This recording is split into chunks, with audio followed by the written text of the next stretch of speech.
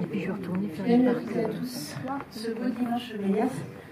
Bonsoir les amis, bonsoir Rancard, notre association de spectateurs qui est partenaire de cette rencontre. On remercie à eux et à elles. Et voilà, sans plus attendre, il était là il y a quelques années pour Plakis Belza. Il est fidèle, il revient pour Plakis Belza 2, Fermit Muguruza.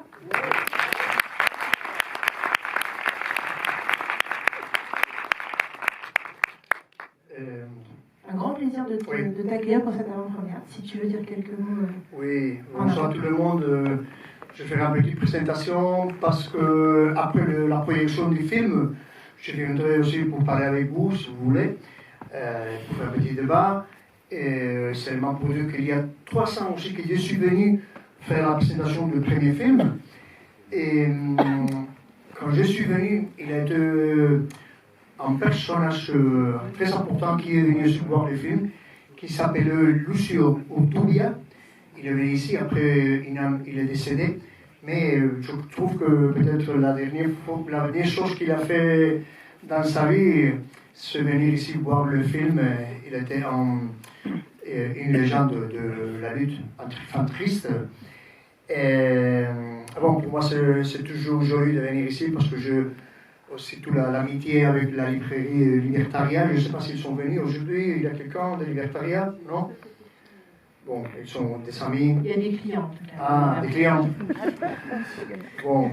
Et le premier film a été déroulé dans les années 60, mais dans ce film, nous venons à les années 80. C'est l'histoire d'Ainoa, c'est l'héroïne. Et elle est née dans les années 67, le même jour que Che Guevara a été tué. Et quand elle aura 21 ans, elle viendra au Pays Basque pour rencontrer ses racines, même aussi pour faire après un voyage initiatique. Donc, c'est un film très musical parce que je fais aussi de la musique.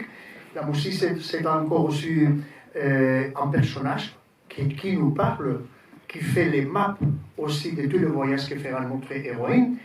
Donc, seulement, je vous invite à faire ce voyage avec Ainoa pour se rappeler de l'époque des 80, de cette époque où il y a un groupe qui a chanté qu'il faut danser avec nous, danser la danse des Sioux, danser le poro de la revanche, la nuit à Pâques, pour fêter et danser avec Ainoa. Et après, même aussi, le Salvador Allende, qui était le président du Chili, qui a dit il n'y a pas de révolution sans chanson. Donc, merci beaucoup, et nous serons après le film. À tout à l'heure.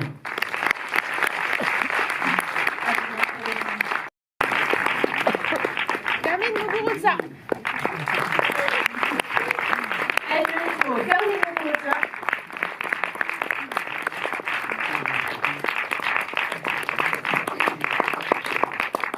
Merci beaucoup. Est-ce que les Gascons en basque, comme vous avez vu, c'est un film dédié à mon frère Iñigo. Il a fait partie du premier groupe que nous avons fait Cortatu, après Neu Aurillac, après nous avons fait la maison disqueur indépendant Sanosenki. Nous avons travaillé dans tout le monde avec beaucoup de groupes. Même aussi, toujours nous avons été ensemble. Donc, quand il est décédé il y a 3 ans, j'ai décidé qu'il faut les donner encore une fois la vie à travers de l'animation. Donc il a été quelques thérapies aussi pour moi, pour dire qu'il faut le faire et pour sortir de la dévastation totale que j'ai souffert avec cette histoire. Après, c'est la pandémie aussi qui est arrivée, donc bon, cet film a été une petite victoire aussi et de toute l'équipe qui a travaillé et qui a donné le cœur pour faire ce film. Donc, je sens aussi que nous avons fait la présentation du film dans le vélodrome de Donostia, de Saint-Sébastien, pour 3000 personnes, où j'ai senti que le film aussi a son propre cœur, et c'est le cœur de mon frère, Iñigo.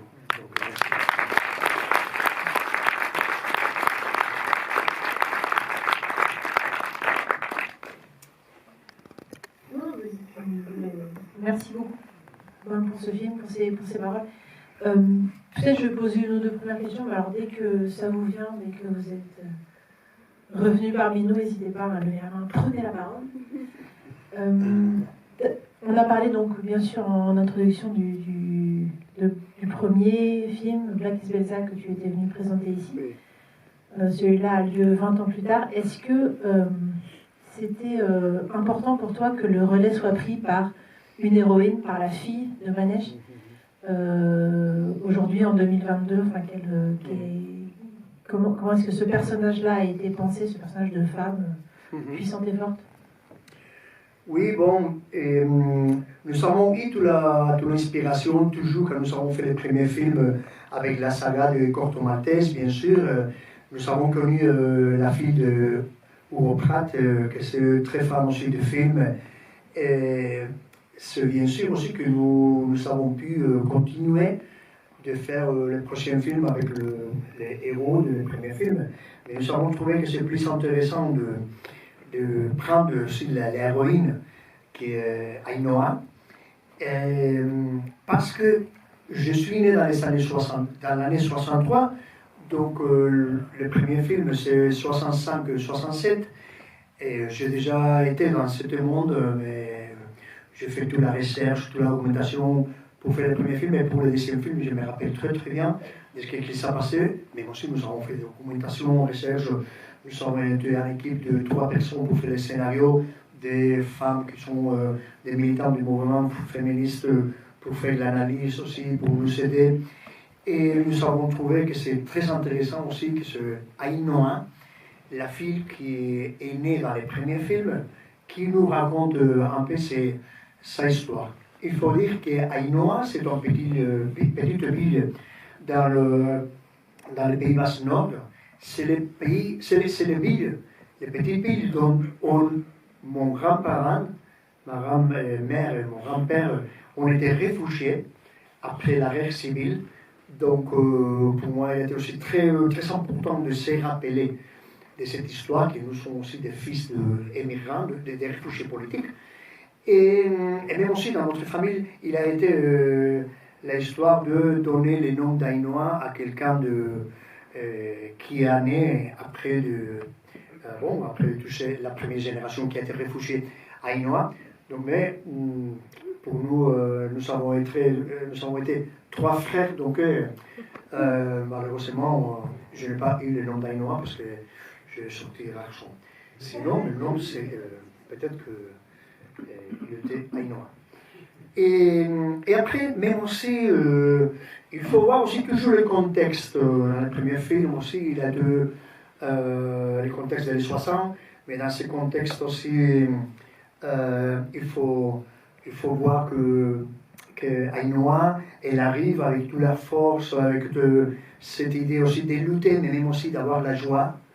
Et pour nous, elle était très important aussi de lui donner ce profil à elle, et même aussi de montrer toute la révolution qui sont partout. Toute cette histoire aussi d'internationalisme, mais après aussi tout ce nom qui a pris le féminisme de la intersectionnalité, ou la convergence de tous les luttes. Pour nous, il était très important aussi de les montrer dans ce film. Et, merci beaucoup.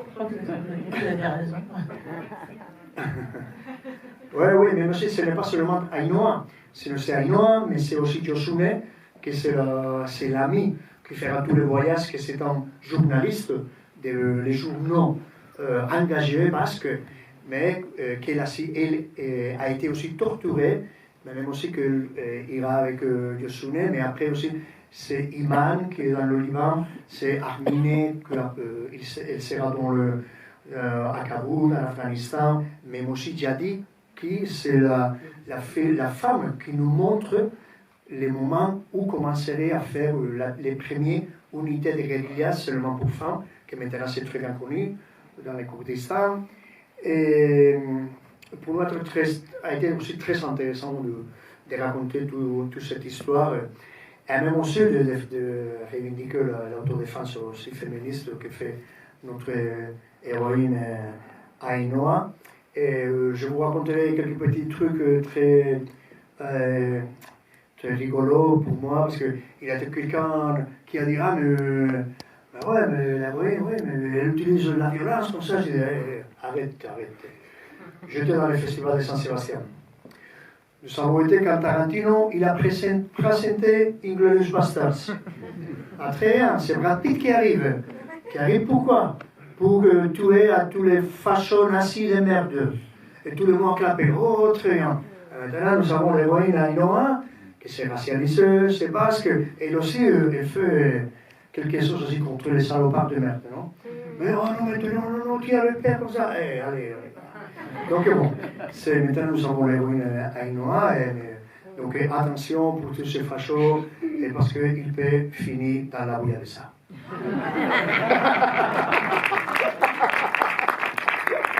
Tous les fachos à la bouillabaisse. Les racistes à la bouillabaisse.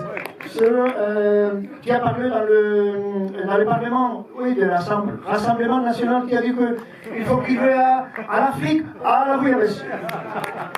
Moi, je vais plus manger de bouillabaisse. J'ai ramassé le 16 novembre pour faire la sortie un salle premier jour national à Marseille le 16 novembre avec les amis de Massilia Son Système qui ont poussé aussi la voix à Chercheville quand il a dit mais non, peut-être, mais non algérien, facho de merde. Papet Diari, le chanteur de Massilia Son Système, qui a fait ce bois, qui viendra aussi à Marseille le 16 novembre, le mercredi de la prochaine semaine. Je vous passe le micro. Une première question du public.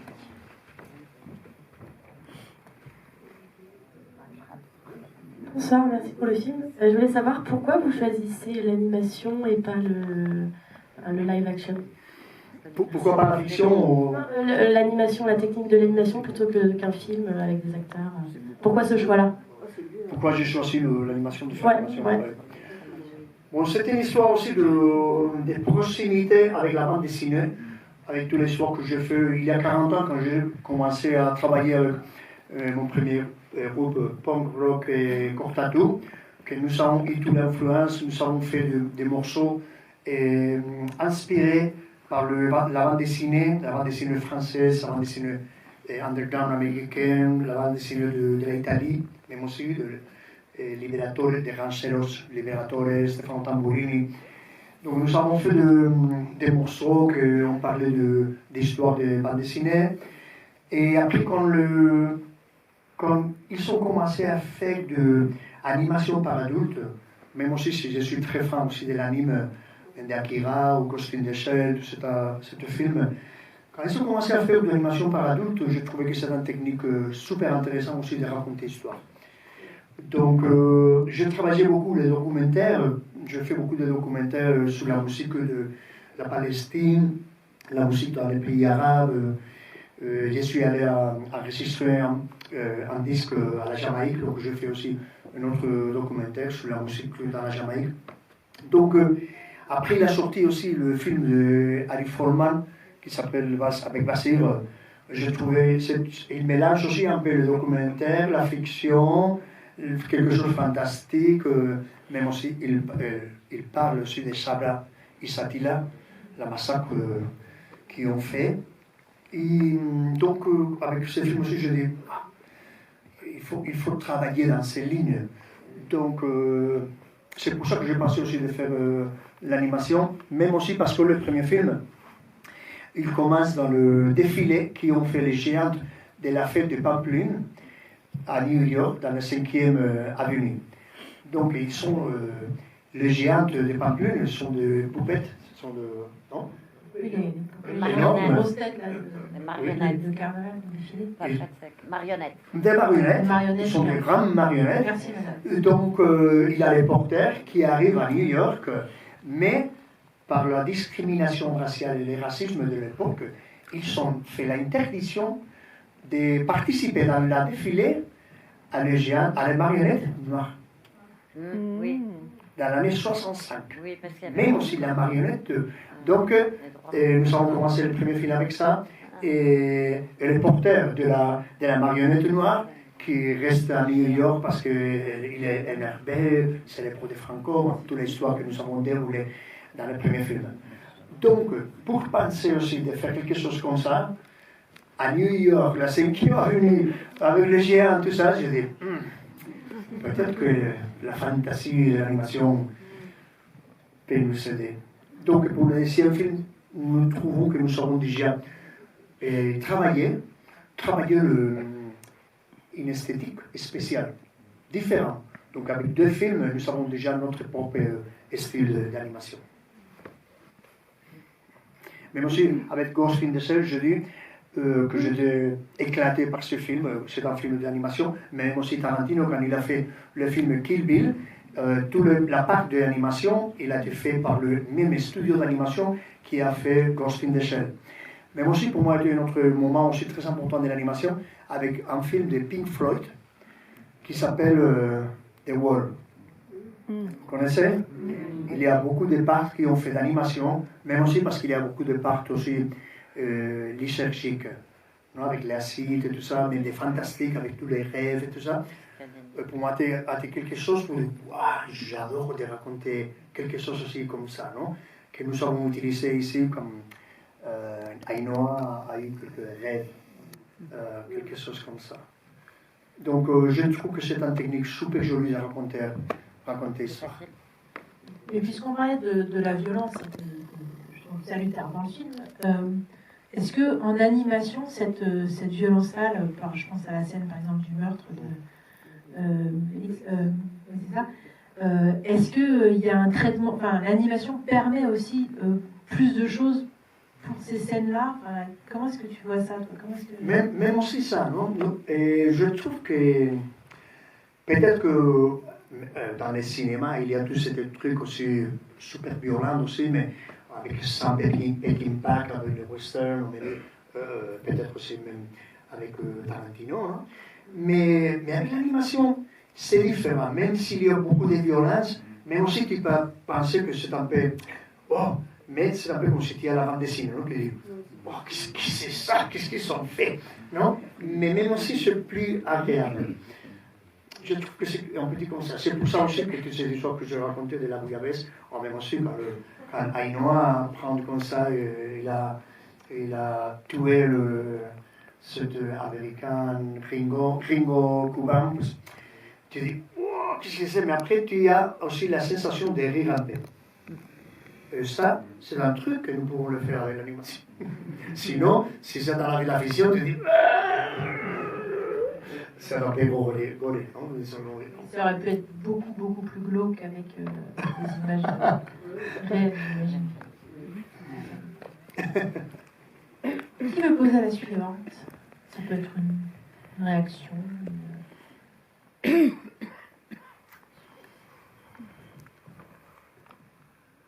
Bravo, cher réalisateur. Merci. Le film, il est beau esthétiquement et ici au niveau de l'histoire. J'aimerais savoir justement quelle est la part de documentaire, notamment tout ce qui est lié au trafic de drogue entre le Pays Basque, Marseille, l'Afghanistan, tout ça, le rôle de la CIA. Quelles sont vos sources et qu'est-ce qu'on peut retenir? Comment? La fin de la question? Quelles sont les sources? Ah, les sources, oui. Qu'est-ce qu'on peut du Bon, c'est le même États-Unis qui ont commencé à déclassifier le document et qui ont commencé déjà à dire oui, nous avons utilisé ça. C'est même M. Hillary Clinton qui a dit oui, nous avons utilisé le fondamentaliste à l'époque de l'Afghanistan, il a sorti bien, maintenant il n'a pas sorti très bien dans la Syrie, mais... Donc il y a beaucoup de documents déjà que nous pouvons contraster, mais aussi déjà les mêmes... dans les États-Unis, ils ont commencé à faire des films, beaucoup de films, autour de la cocaïne. Mais aussi Tom Cruise, l'acteur qui a fait le Barry Seal, c'est un pilote d'avionnette pour amener des armes et des logistiques pour les contrats, mais après qu'il retourne à les États-Unis avec la cocaïne. Mais aussi David Simon, que c'était réalisateur de séries, qui a fait The Wire, Traîné. Il a fait quelques séries aussi pour parler encore une fois aussi de la cocaïne, qui a comme ce qui est arrivé à les États-Unis, mais même aussi après les cracks, comme nous avons dit, qui a été surtout pour toute la communauté noire des États-Unis et la communauté latino. Donc, maintenant, il y a aussi quelques documentaires qui parlent de ça, comme la CIA aussi. Ils sont allés pour dire, bon, peut-être que nous avons été aussi engagés avec ça, mais nous devons demander de pardon. C'est déjà autour de la cocaïne. Comment est-ce que Ronald Reagan a utilisé tout ça avec la CIA pour faire les boycotts à la révolution sandiniste, c'est déjà quelque chose de très documenté. Avec l'héroïne aussi, tout le monde, c'est déjà quelque chose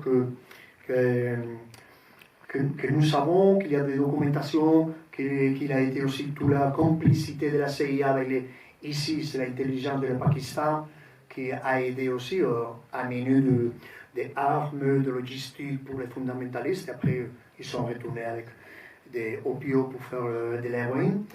Mais encore, il n'y a pas beaucoup de films qui disent quelque chose comme ça. Par exemple, nous avons vu le film français qui s'appelle Enquête sur un scandale d'État. De Thierry, comment ça s'appelle? Enquête sur un scandale d'État, de Oui. Thierry de Peretti. Oui, c'est lui. Nous l'avons vu dans le film, dans le Festival de Saint-Sébastien. Après, il n'a pas sorti dans l'Espagne. Mais ici, oui, c'est un film français que, pour moi, il a été la première fois qu'il parle aussi de la relation, même aussi de le gouvernement français, avec le trafic de drogue illégal. Et même aussi qu'il parle de comment est-ce qu'il s'est passé avec les noms et prénoms. Felipe González. Il dit, avec le gouvernement espagnol, qui ont organisé toute la guerre sale, et même qui pour tuer de militants basques, de réfugiés politiques, mais aussi qui ont acheté des mercenaires à Marseille et qui l'ont laissé après à cette mafia d'arriver à la côte de la Méditerranée avec quelques trucs aussi. C'est la première fois que je vis dans un film. C'est un film français, mais je trouve qu'il faut parler aussi de l'héroïne. Qu'est-ce qui s'est passé dans les années 80? Parce qu'il a été un massacre. Pas seulement dans le Pays Basque, dans tous les quartiers ouvriers de toute l'Europe qui a passé cette histoire, et même aussi après, quand il est arrivé aussi le sida. Sans information, sans tout ça, il est arrivé. Donc il y a été des millions de personnes qui ont mouru. Et même aussi, pour ça, nous avons fait l'hommage dans le film, parce qu'il y a un groupe que vous avez écouté déjà, que c'est Botes d'Humo, le groupe s'appelle Cicatriz, qui a fait le morceau Botes d'Humo. Les 4, ils sont morts par l'héroïne. Nous avons joué avec eux 5 concerts ensemble. Et l'autre groupe que vous avez écouté, qui s'appelait RIP, les morceaux terrorisme policier, le terrorisme de la police. Ils sont 3 morts des 4. Et comme ça, dans tous les groupes de musique, mais après, c'est toute la société, spécialement dans les Pays Basques. Et ils ont eu la relation. Toujours, c'est pour ça aussi que, même aussi quand ils ont changé après dans les années 80, avec la cocaïne, je suis né, j'habite à Irún. Il a 1 tonne de cocaïne qui a été confisquée, qui a été dans la caserne, et le lendemain, 150 kilos qui ont disparu. Donc il a été enragé, la petite fête, 150 kilos. Pas pour faire la petite fête de la nuit, non. Donc et la personne... C'est une grosse fête. Donc, après, nous avons fait les morceaux, c'est pour ça que moi et mon frère nous disent peut-être que nous pouvons faire un morceau. Nous l'avons fait. Nous l'avons fait dans les général de la Guardia Civile qui a été involucré avec cette disparition. Il a fait la dénonce contre nous. Il a dit c'est pas vrai, c'est mon heure, il faut qu'il paye. Donc 8 ans que nous avons été des processus judiciaires jusqu'à nous avons gagné. Mais quand nous avons gagné, il a été déjà dans la prison pour assassinat. Mais notre avocat, il a essayé aussi de parler avec l'avocat le général comme ça. Il a dit maintenant qu'il est dans la prison, attention, mais il est dans la prison pour assassinat. Pas pour narcotrafic. Donc nous continuons. Pas tout mélanger. Pas tout mélanger tranquillement. Donc nous avons gagné le processus et donc nous avons fait des concerts dans les vélodromes de Donostia avec des nuits avec 25 000 personnes. Donc il a été incroyable ça. La fête de la liberté d'expression. C'est pour ça que nous avons fait aussi dans les mêmes endroits la première du film dans les vélodromes pour 3000 personnes a été quelque chose pour dire, même aussi avec un film dédié à mon frère, donc il a été encore une fois la fête de la liberté d'expression. Parce que dans l'Espagne, nous avons un rappeur dans la prison qui s'appelle Pablo Hasél et notre rappeur dans l'exil qui s'appelle Valtonyc pour avoir chanté contre les rois. Même si le roi maintenant, il est dehors du pays. En Arabie Saoudite. Vous savez, ils sont chantés contre le roi, ils ont dit qu'ils sont des voleurs, que c'est la vérité, que c'est quelque chose qu'ils ont déjà constaté aussi. Mais la prison et l'exil pour chanter. Donc c'est ça la situation. Encore l'exemple de combat pour nous, la liberté d'expression.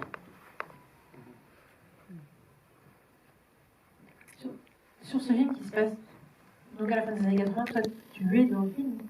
Il y a beaucoup. Est-ce que tu penses que sur le 2, il y a plus de toi dans le film que dans le premier? Ça commence le jour de la Saint-Fermin. Je ne sais pas si c'est là.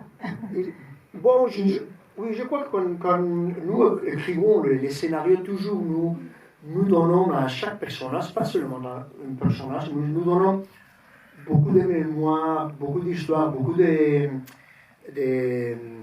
choses que nous avons connues, même ce que nous pouvons imaginer. Mais toujours, même aussi pour les héros, les héroïnes, que nous donnons beaucoup de choses. Mais après, il y a l'histoire, même dans les premiers films, le deuxième film, que c'est les rythmes. Les rythmes du film, de l'édition, de la musique, c'est très à moi. C'est vrai, non? Parce que, mais ensuite, je fais tout le dessin des sons. J'ai choisi aussi toute la musique pour que dans les Pays Basques, nous écoutons cette musique. Mais après, même aussi au Liban, nous avons écouté Amal Mourkous, que c'est un chanteur palestinien. Nous avons écouté Tania Saleh, que c'est libanais. Soap Kills, que je l'ai connu parce que j'étais au Beyrouth pour 6 mois quand j'ai fait des documentaires sur la musique dans les pays arabes. Mais aussi dans l'Afghanistan, je ne connais pas parce que les fondamentalistes, ils sont tués par Samina et Kankarabari, qui sont le musicien que nous avons écouté là-bas. Je connais aussi la musique que nous avons écoutée dans le Kurdistan parce que j'ai joué à Ahmed Diyarbakir, j'étais avec eux. Et après, bien sûr, les frères et les amis de Sebda, que c'est la musique que nous avons écoutée pour aller de Mersin jusqu'à Marseille. Eux, dans Marseille, c'est Massilia System que nous avons Et The écouté. Pogs. Il y avait un morceau des Pogs. Et là? The Pogs, Los Pogs. Ah, et après, Oui. c'est vrai. Redskins et des Pogs. Des Pogs, ils sont joués dans les Pays Basques dans l'année 89. C'est le moment où j'ai commencé à faire le travail dans les radios. Donc, je suis allé, j'ai fait l'interview, j'étais avec Soma Goman, avec tous les amis. Donc maintenant, nous avons demandé d'avoir un morceau dans le film. Et ils nous ont dit oui, ce film c'est aussi pour aller de l'Afghanistan à la Turquie avec ce morceau de Damned au Turkish Damned, des sons de Turkish Damned. Donc il a été très joli parce que même aussi c'est Magoman, il n'est pas très bien maintenant. Je ne sais pas si vous avez vu le documentaire qu'ils ont fait sur le chanteur des Pogs, que c'est super joli, qu'il a fait Julien Dempol. Ah oui. C'est super joli, mais il est déjà très détruit.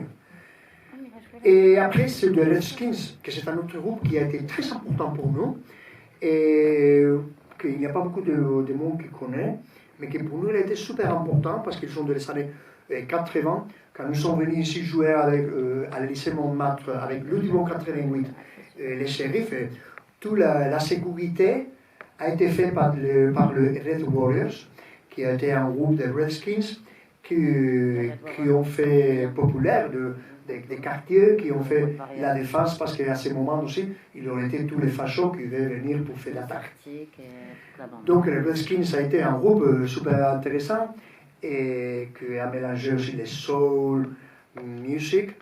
Donc ils nous ont donné aussi ces morceaux de Power is Yours que nous avons pu écouter dans une scène. Ben oui, c'est tout c'est la bande de son. Mais après, même aussi, il y a des musiques qui ont été créées spécialement pour le film, qu'il a fait une femme qui s'appelle Moursero, Maïté.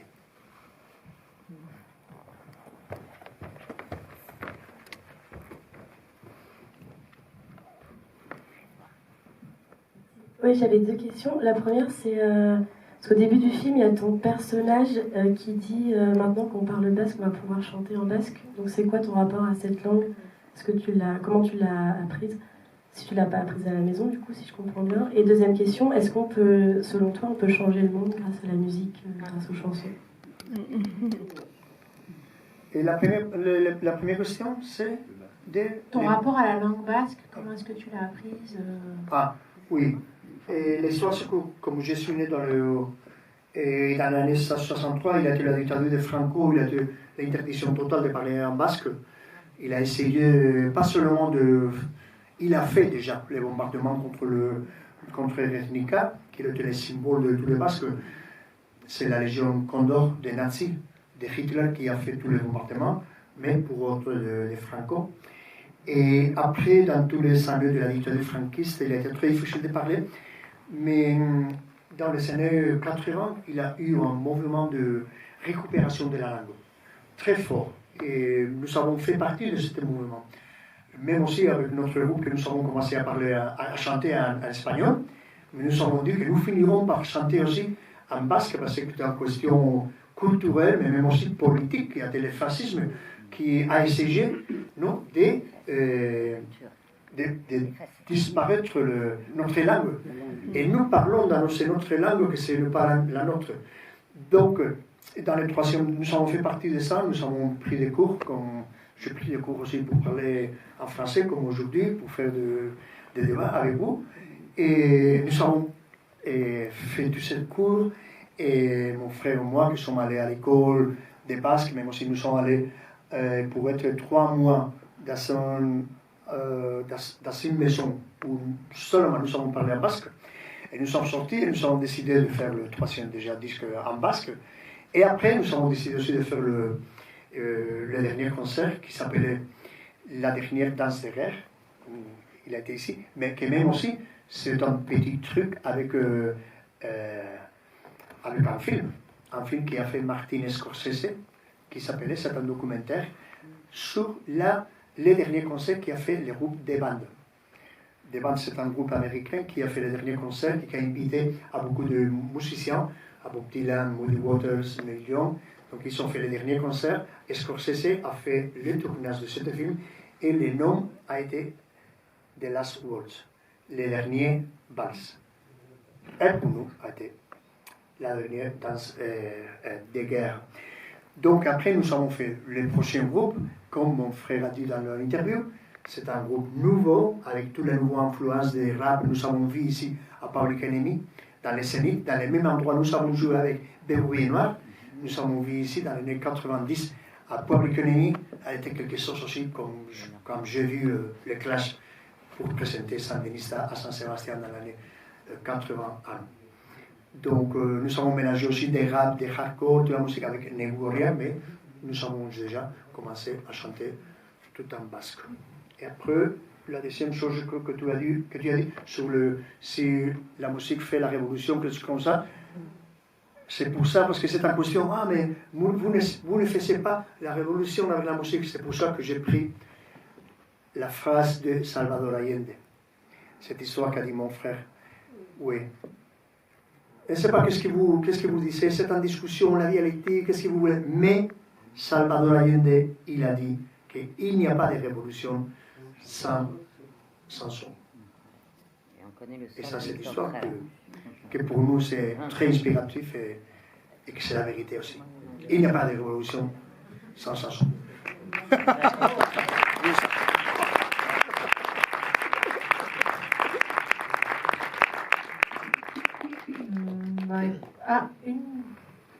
Deux dernières questions. Je vais donner d'abord à monsieur. Merci.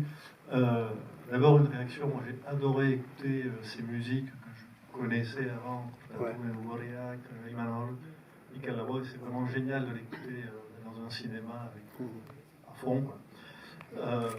Et la deuxième chose, est-ce que vous pensez que on a vu récemment un ancien ministre espagnol, Barrio Nuevo, dire en toute le passé dimanche. Ouais, en toute décontraction, que oui, ils étaient impliqués dans le légal, et bon, voilà, quoi. Et est-ce que vous pensez que on peut quelqu'un va s'emparer de ce sujet pour en faire un film, est-ce que ça pourrait être le point de départ de quelque chose dans le futur? Cette histoire qu'il raconte, il a été quelque chose de vraiment important, vraiment dur dur, nous le savons, mais c'est l'ex-ministre de l'Intérieur espagnol dans les années 80 qui a reconnu qu'ils ont organisé la guerre sale, le terrorisme d'État. Barrio Nuevo. Nous l'avons fait déjà dans les années 85 un morceau. Nous l'avons dédié un morceau à lui. Nous l'avons dit le tête de cul.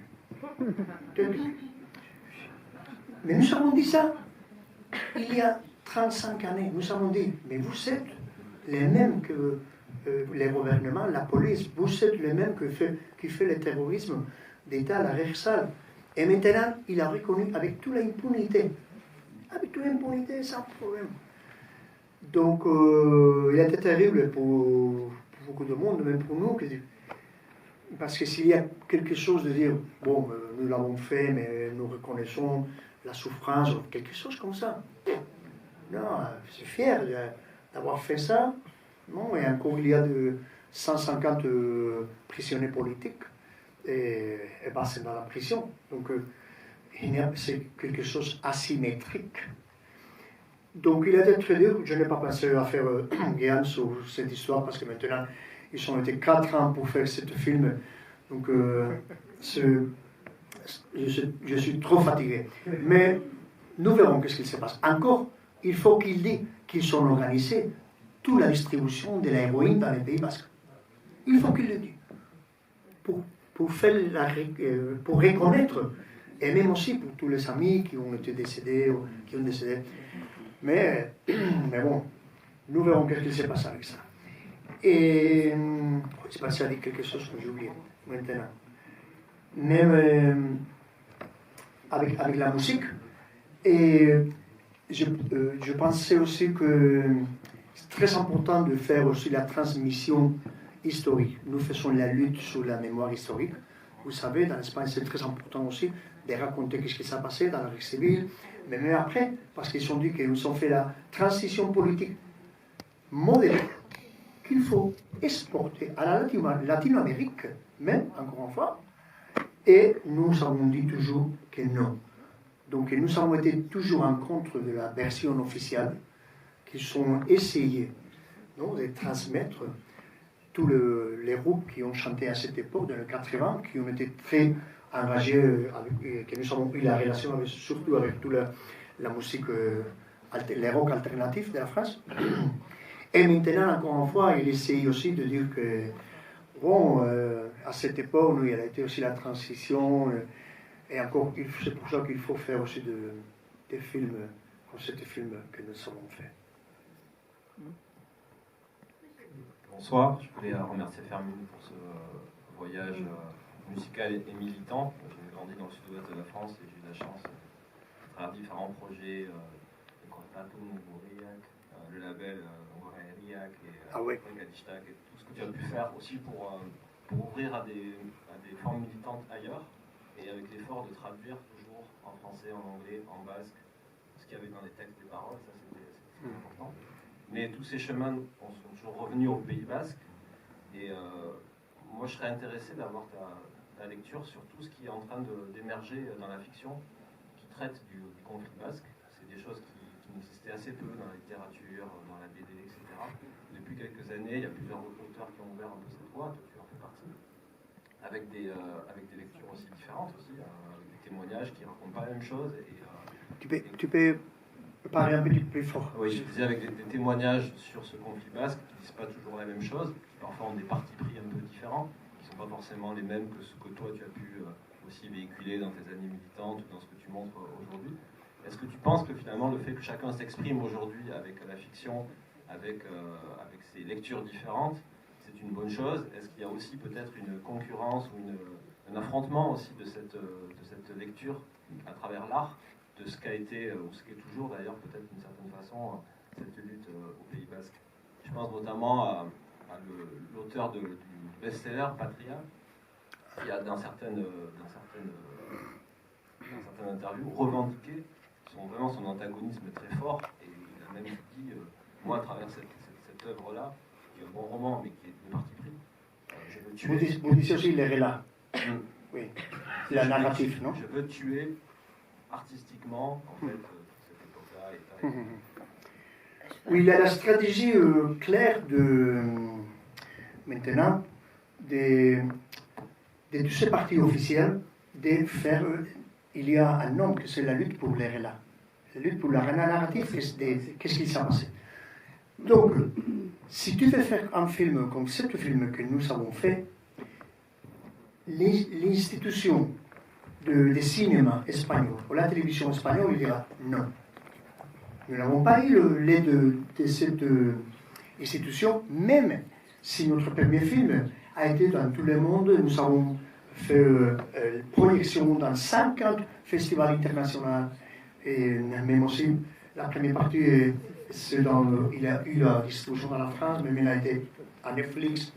Donc c'est quelque chose de très intéressant. Mais il ne veut pas que nous racontons notre propre histoire. Donc tous les films que vous verrez sur les conflits basques, ils seront toujours dans la ligne éditoriale qu'il veut. Cette histoire qu'ils nous ont dit à nous, avec la télévision espagnole, c'est non, vous êtes dehors de la ligne éditoriale. Donc nous avons fait, et nous n'avons pas eu cette aide, et c'est un combat aussi. C'est pour ça qu'il y a un livre comme Patria qui sera, il aura toute la promotion du monde, il sera dans tous les journaux, dans toutes les télévisions, dans tous les festivals. Mais où est-ce qu'ils sont? Il habite à l'Allemagne, à Hambourg, l'écrivain. Mais les autres qui ont fait du livre aussi sous la... Il habite à l'Allemagne, oui. Oui, mais il est journaliste. Hein? Il est journaliste et pas écrivain. Et ça, c'est... Ah mais oui, mais c'est une stratégie aussi, mais c'est une stratégie claire. Et après, ils ont fait, même aussi, je vis qu'il y a une bande dessinée qui est sortie maintenant. Mais aussi la série qu'ils ont fait, tout ça, mais tous les films, tout ça que vous verrez, ils sont comme ça. C'est pour ça que nous avons essayé aussi de montrer une autre art de ça. Et j'ai une autre chose à dire sur les langues. J'ai après, pour finir. Dis-moi. Je voulais juste ajouter une précision. Il paraît qu'il n'y a pas trop d'autres points de vue. La semaine prochaine, je crois que sort le film Maïchabed, qui en français s'appelle Les Repentis, de Issa Boyaï, et qui explique justement une autre version. Parce qu'il faut savoir, c'est l'amant de Jauregui. Sa femme va voir les gens de l'ETA qui l'ont tué, qui sont des repentis. C'est une histoire qui me touche beaucoup parce que c'est les amis de ma marraine, Legorreta. Qui est de Legorreta? Et bon, bref. Et là, on a un autre point de vue et qui a entraîné justement une très grande controverse, parce qu'on en a beaucoup parlé. Ils ont gagné 3 Goya. C'est l'équivalent des Césars en Espagne. S'ils ont gagné un Goya, ça veut dire que c'est le récit espagnol. C'est pas tout à fait le récit. Connaissant Maïchabed et connaissant l'histoire, je pense qu'on commence à en parler d'une autre manière. Voilà. Parce que Roller, il faut le savoir qu'il était à l'ETA. Oui, mais c'est dans son film aussi. Et qui a été tué par l'ETA. C'est ça qui est marrant. Mais c'est un film aussi. Il n'a pas beaucoup de films. Même aussi une personne qui a travaillé dans le scénario dans ce film a été avec nous aussi dans notre film, il s'appelle Issa Campo. Mais il n'y a pas d'autres films. Mais bon, Et en français, vous verrez, il faut voir aussi qui sont les logos de tous les gouvernements et tout ça qui donnaient le soutien pour faire ce film. Donc, tu peux voir aussi qui sont à quelque chose que c'est terrible parce que nous ne pouvons pas faire plus de films comme ça. Il y a le dernier film qui a été sorti il y a 8 ans, que c'est le film Laza y Zabala, et la personne qui a fait le personnage principal, les héros de ce film de fiction, il a été menacé, Una Sugalde, il s'appelle, elle travaille avec nous, donc c'est très difficile de raconter ça. Donc je vais remercier à Urban Distribution qui fait la distribution et qui ici c'est le... Il y a besoin de ça, Frédéric et Chloé, qui travaillent avec nous. Et qui sont dit il faut faire la distribution de ce film. Nous avons fait la distribution dans l'Espagne le 30 septembre et nous avons fait déjà le 16 novembre que nous serons ici. Donc pour nous c'est super, nous sommes super contents. Et qui avait distribué le premier, qui avait distribué Black is Benza il y a 3 ans. Oui, ils sont organisés aussi, c'est avec Jean-Jacques, mais maintenant ils ont pris le film. C'est seulement pour finir. Je vais vous dire une histoire aussi des langues, que je me rappelle quand il m'a demandé ça, que c'est intéressant aussi de vous raconter, parce que nous avons dit dans ce film, même aussi que la langue a été interdite, que nous avons récupéré la langue. Même Ainhoa aussi, c'est une personne qui a appris la langue à Cuba avec ses poètes mystérieux, que c'est Sabino India, c'est le poète basque, c'est le poète national. Mais nous avons travaillé les films pour que vous écoutez toutes les langues dans les mêmes niveaux. Vous savez écouter les Basques, vous savez écouter les Basques du sud, du nord, vous savez écouter même aussi cette femme au Liban qui parle basque avec l'accent arabe. Et vous savez écouter aussi les Français de Marseille, vous savez écouter l'anglais, les Français de Paris, de Bayonne, les Arabes de la Palestine, à Sabah et Shatila, et tous sont dans le même niveau. C'est quelque chose que pour moi c'est très important. Quand je vis par exemple la série de Les Bourreaux des légendes, et ils ont fait aussi la même chose, c'est super bien fait cette série. Ils ont fait la même chose. Si tu es au Syrie, tu écouteras l'arabe de la Syrie. Si tu es dans l'Algérie, tu écouteras l'arabe de l'Algérie. C'est toute la langue, le français, l'allemand, les russes. Donc pour moi, il était quelque chose de très intéressant. Mais aussi, encore une fois, aussi Tarantino avec Inglourious Basterds qui a fait la même chose avec les Français. Il commence avec le français, mais c'est l'allemand qui parle français avec l'accent allemand. On parle français. Après l'allemand de Baviera, l'allemand du Nord, l'anglais, le Brad Pitt avec l'anglais américain. Donc nous avons fait aussi cette histoire des musiques. Nous avons fait la partiture avec toute la musicalité de toutes les langues, et les Basques, c'est dans le même niveau. Donc nous avons fait ce travail que je trouve que nous l'avons fait très bien. Bravo, bravo et merci Sophie. Merci beaucoup. Merci pour votre présence. On se donne rendez-vous pour le 3, pour le prochain. Merci encore à Urban qui distribue. Merci beaucoup à Montreuil, aussi à l'Émelier qui ont fait toute la promo et tout avec grand plaisir. Merci beaucoup.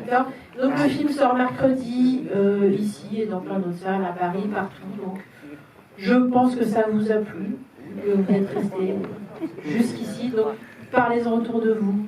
Bouche à oreille. Bouche à oreille, à fond. Le meilleur réseau social du monde, le bouche à oreille. Très bonne fin de journée à tous et à toutes. Très bonne fin de week-end. Merci Charles. Merci beaucoup. Merci beaucoup Marie. Et je vous donne un petit rendez-vous le 8 décembre. Ça a l'air d'être dans longtemps, mais en fait ça va arriver très vite. Puisqu'on était sur un film quand même un peu rock, assez rock. On organise une soirée avec la Marborie autour de Joe Strummer avec le film Rude Boy. Voilà, donc 8 décembre. Et ensuite ce sera suivi de concerts à la Marborie à partir du 9 décembre. Donc vous guetterez ça dans le prochain programme, je vous y convie.